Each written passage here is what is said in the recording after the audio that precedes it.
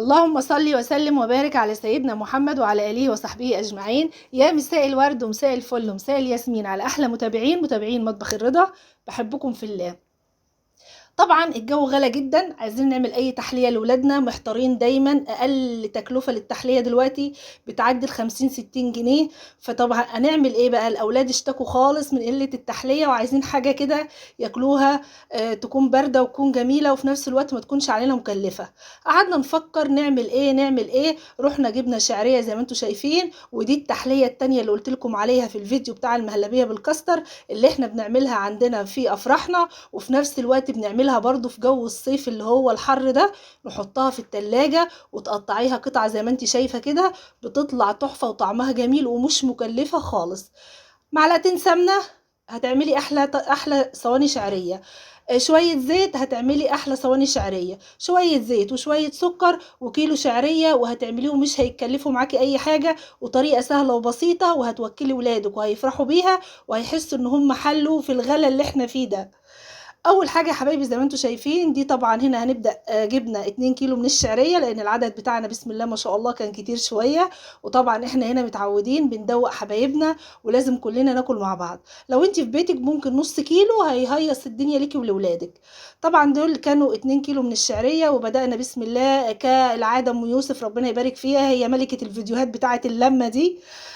هي وام عبد الله طبعا، واختنا وحبيبتنا ام محمود ربنا يبارك لنا فيها. اتلمينا بقى طبعا مع بعض زي ما انتم شايفين كده، وبدأنا كده حطينا الشعرية على النار، وهنسمي الله ونصلي على رسول الله، وتحط لنا لايكات كتير كتير عشان نكبر بيكم ومعاكم احلى متابعين في الدنيا. طبعا الايام دي انا مبقتش بنزل فيديوهات كتير لان بصراحه لا التفاعل على الفيديوهات بقى ضعيف جدا. في نفس الوقت احنا بنتعب قوي قوي يا جماعه والله على ما بنصور الفيديو في الحر دوت، ومونتاج ونظبط الفيديو وننزله، فبياخد وقت كتير. لما ياخد مشاهدات قليله فبتحسي ان انت مش عايزه تشتغلي. بتمنى منكم بس الدعم كده وتحطوا لنا لايكات عشان تشجعونا ان احنا نشتغل وان احنا نعمل لكم افضل ما عندنا يعني. بدأنا بقى زي ما انتم شايفين يا حبايبي، حطينا الشعرية. وعايزة بقى اول ما تحطي الشعرية كده ايدك دي ربنا يديك الصحة كده ويقويكي، وتفضل ايدك تقلب تقلب علشان الشعرية كلها تدي لون واحد، وفي نفس الوقت ما فيش جنب فيها يتحرق او تبوظ منك او تحسي ان انت ايه ما يعني. كل ما الشعرية لونها بيكون حلو وذهبي كده غامق، كل ما بتديكي طعم احلى. طبعا هي فضلت تقلب زي ما انتم شايفين كده يا حبايبي. نسرع بقى كده زي ما انتم شايفين ونفضل نقلب كده، علشان انا مش هدي اللون اللي هو الذهبي ده اللي انتم شايفينه، لا انا عايزه اللون الاغمق شويه. طب ليه الاغمق شويه؟ لان اول ما ننزل عليها بالميه الدافيه او الميه السخنه هيبدا اللون دوت بعد التسويه هيفتح معانا، لا احنا عايزين ندي الدرجه الاغمق شويه.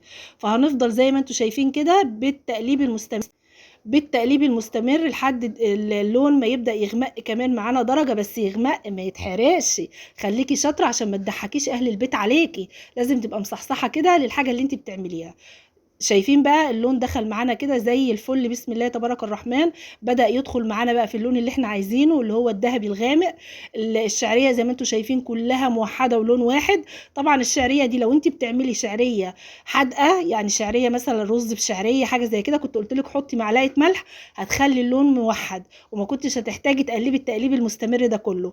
انما طبعا احنا هنعمل دلوقتي شعرية حلو، فما دام هنعمل حلو لازم بقى ربنا يدينا الصحة كده ونقلب. طبعا هي ما زالت لسه برضو تاني. دلوقتي طبعا الكتل محطوط كده، عايزين ميه سخنه تكون جاهزه معانا عشان ننزل على الشعريه دي بيها. حاجه كده تحليه سهله وتحليه جميله وهتفرحي ولادك، وحاجه بسيطه وصدقيني لو عملتيها هتعجبك جدا، وحاجه بسيطه مش مكلفه اطلاقا. نزلنا بقى بالميه زي ما انتم شايفين الميه السخنه اهيت، وهنبدا بقى طبعا بتديلها انتي يعني لو هي بتاخد، لو الكيلو بياخد مثلا نص الكاتل، لا انت هتديله كاتل سليم. طب ليه؟ لان احنا عايزينها الشعريه تستوي جدا، وفي نفس الوقت يكون فيها كده ما تكونش شاربه العقد بتاعها كامل، لا يكون فيها شويه بحيث ان احنا لما نفضيها في الصواني تتماسك في بعضها ونرجع ان احنا نطلع منها قطع. طب ايه ده ما حطيتيش ليه السكر بقى دلوقتي؟ لا يا جماعه، طريقه السكر دي احنا اختلفنا عليها واحنا بنعمل على فكره، لان انا من عشاق ان انا بحط ميه جنبي وانا بعمل الشعريه ديت، وبنزل السكر فيها. لما السكر بيدوب في الميه بنزله على الشعريه على طول. طبعا هم قالوا لي لا احنا بنعملها بطريقه تاني وكل شيخ وله طريقه.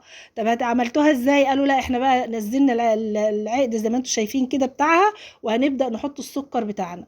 طبعا الكيلو الشعريه بالتظبيط بتاعه الصح بياخد كيلو سكر يا جماعه.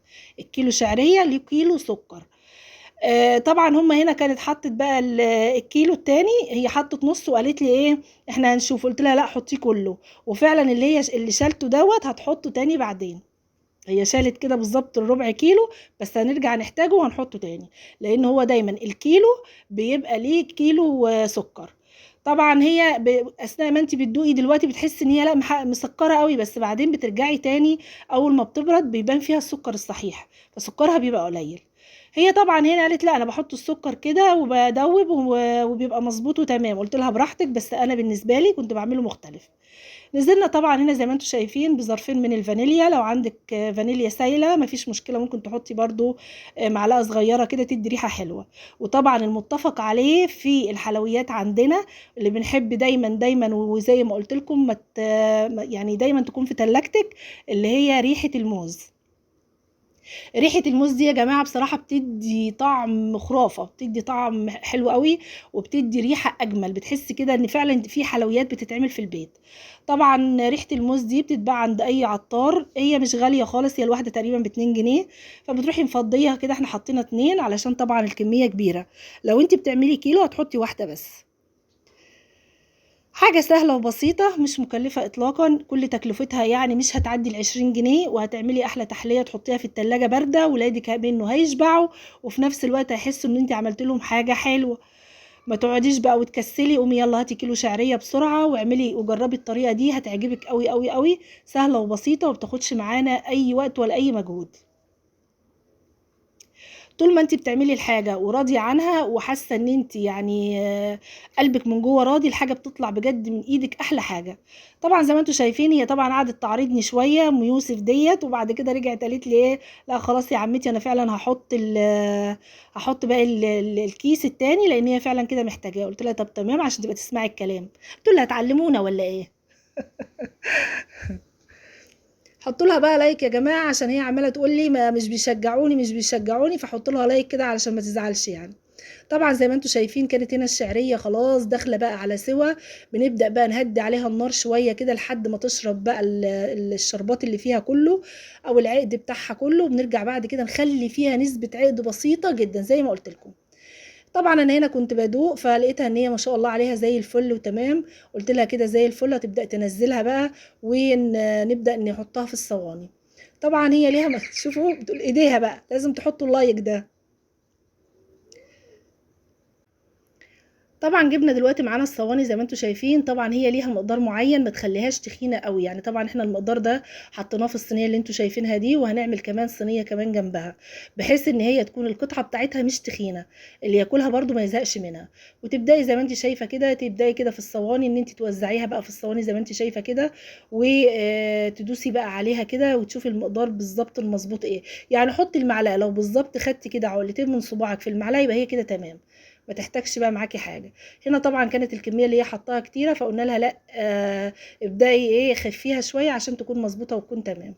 طبعا دي كانت الصينيه التانية اللي هي نزلت فيها الكميه التانية، وكده زي الفل معايا بسم الله تبارك الرحمن. طبعا في ناس بتحب تاكلها سخنه كده يعني. انا ابن اخويا كان واقف جنبي عمال يقول لي لا انا عايز طبق سخن كده، انا ما بحبهاش بارده. وفي ناس بتقول لا الجو حر واحنا عايزين ناكلها بارده. فطبعا ده بيكون اذواق، والاكل بتاعنا اذواق، وكل واحد له ذوق في اكله. بس انا من عشاق ان انا اكلها بصراحه في التلاجة، انا بحبها في التلاجة واطلعها بقى واكل منها، بتبقى طعمها حلو.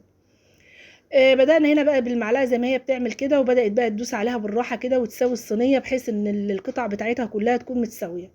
بالنسبة بقى للتزيين يا حبايب قلبي زي ما بتحبي زيني. عندك جوز هند زيني، عندك كروسو زيني، عندك اللهم صل على النبي فول سوداني يعني التزيين ده حسب راحتك انت، انا ما اقدرش اقول لك زيني بايه، زي ما انت عايزة واللي موجود عندك زيني بيه. زي ما شفتوا كده كمية ال2 كيلو عملوا صينيتين وصينية صغيرة. فعشان تبقوا عارفين ان احنا مش عايزين القطعة بتاعتها تكون قطعة يعني سميكة تخينة كده، لا احنا عايزينها قطعة تكون برضو وسط، لا هي اللي تخينة قوي ولا هي اللي خفيفة قوي. شكل الصينية دي تستاهل من ايدكم الحلوه كده. لينا لايك، واحد مش مركز عشان بقالنا كتير قوي ما سجلتش فيديوهات، فمش مركزه بصراحه خالص. طبعا هي هنا كان عندها جوز هند، فراحت جابته وقالت لا احنا بنحط جوز الهند بيبقى طعمه احلى وبحب انا بحطه عليه يعني. جابت بقى جوز الهند هنا وبدات ان هي تشكل بيه الصواني كده. صراحه الشكل جميل جدا، حاجه سهله وبسيطه. بتمنى ان هي ان شاء الله تعجبكم وتحوز على رضاكم. بتمنى ان انتوا تشجعونا وتحطوا لنا لايكات كتير يا جماعه. طبعا هنا كنا خلاص بقى سيبناها لما بردت خالص من قبل ما تدخل التلاجة زي ما انتوا شايفين. وبدأنا ان احنا نقطع فيها كده القطع بتاعتنا. طبعا دي كانت ام عبد الله بدأت بقى ان هي قالت لي لا بقى لازم ان انا احط البصمة بتاعتي في الفيديو. هي اللي كانت عاملة الفيديو بتاع المهلبية، هي اللي كانت بتدوق وانا اللي كنت بصور، ودلوقتي برضه هي اللي قالت لازم انا اللي اقطعها يعني. فطبعا بدأنا نقطع القطع بقى اللي انت عايزاها، طبعا دي حريتك فيها. وهتبدأوا تشوفوا دلوقتي ما شاء الله زي ما شفت في اول الفيديو طالعة متماسكة وجميلة وحاجة حلوة حلوة بجد. كمان كده ما كانتش لسه دخلت التلاجة، احنا كنا حاطينها لسه بره. احنا هنا في اليوم ده احنا كنا عاملينها للناس اللي شغالين عندنا. كنا عاملينها هي ومهلبية الكاستر. طبعا دي حلويات احنا بنحب دايما نعملها في فرحنا او في المناسبات الحلوة بتاعتنا. دي بتبقى حاجة بالنسبة لنا أساسية يعني. طبعا حبيت ان انا ما حبيتش ان انا ادخل لكم الاتنين مع بعض لان حسيت ان الفيديو هيبقى طويل وتقيل، فحبيت ان انا يعني اخلي كل حاجة لوحدها عشان تعرفوا المقادير المظبوطة بتاعتنا ايه. بتمنى ان شاء الله الفيديو بتاعنا يعجبكم ويحوز على رضاكم، وما تنسونيش في لايكات من ايديكم الحلوة. وبحبكم في الله، والسلام عليكم ورحمة الله وبركاته. احلى متابعين في الدنيا، متابعين مطبخ الرضا.